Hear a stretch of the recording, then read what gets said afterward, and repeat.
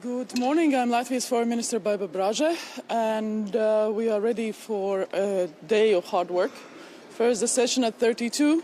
Our priorities obviously are three. One is strengthening our own NATO's deterrence defense capabilities, so looking at the Hague decisions, making sure how 5% for defense is implemented. In our case, for the next year's budget, we have that confirmed. Hardcore defense capabilities, so not some foggy stuff, and we'll make sure also that our defense forces get what they need. On top of that, we are strengthening our internal security services, resilience of society, critical infrastructure, so on and so forth. So we look forward to all the allies taking their obligations also as seriously. And then, of course, second big priority is support to Ukraine.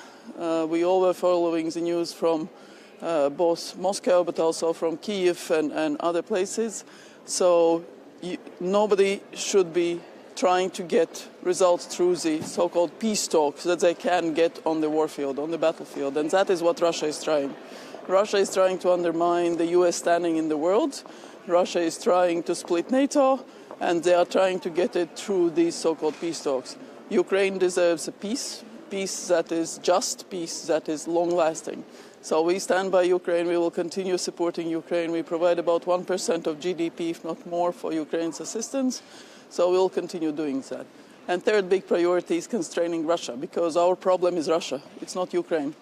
For NATO, we have defined Russia as the most serious threat for Allied security and Euro-Atlantic security.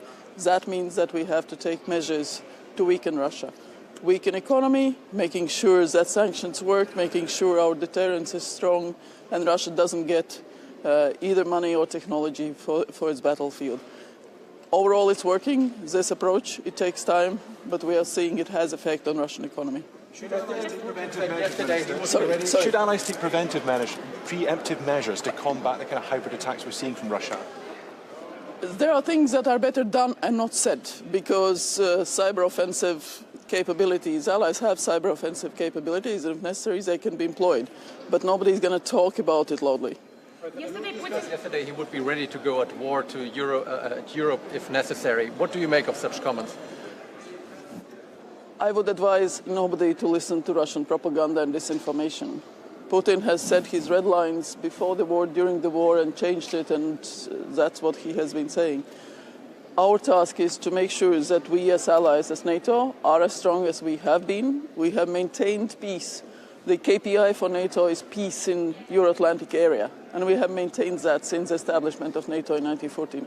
So that is our task, and that's what we will be doing. Today is the first time in 22 years that a U.S. Secretary of State is not at this meeting. The last time was Colin Powell in 2003. What message does this send from the Americans that Marco Rubio is not here today? We have all spoken and met Marco Rubio quite a number of times since he entered the post.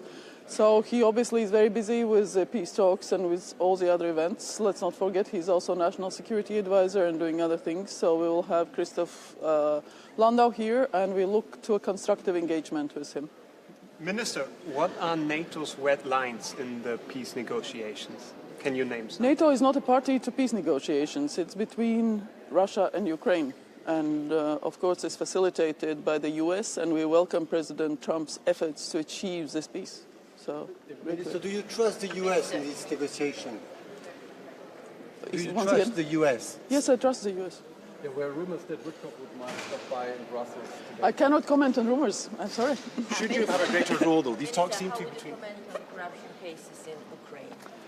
That shows that Ukraine does have independent anti-corruption agencies, that it's working, and President Zelensky has made a very strong, decisive move to distance himself from all types of rumors. So we welcome this. Unlike in some other countries, it's working. It's working. It's a democracy with strong institutions. I thank you.